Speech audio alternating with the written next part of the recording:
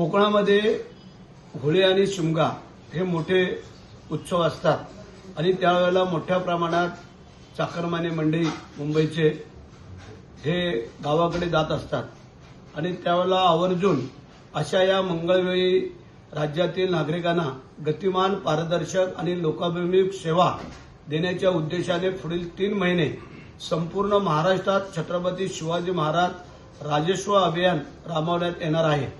मुख्यमंत्री देवेंद्र फडणवीस यांच्या सूचनेनुसार सुरू होणाऱ्या या अभियानाअंतर्गत 15 महत्वाच्या महसूल सेवा थेट नागरिकांना उपलब्ध करून दिल्या जाणार असल्याची माहिती महसूल मंत्री चंद्रशेखर बावनकुळे यांनी दिली आहे।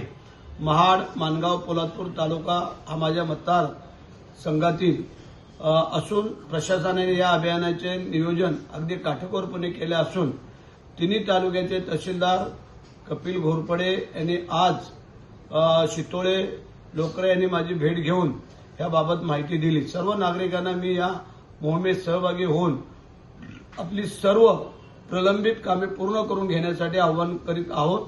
जय हिंद, जय महाराष्ट्र।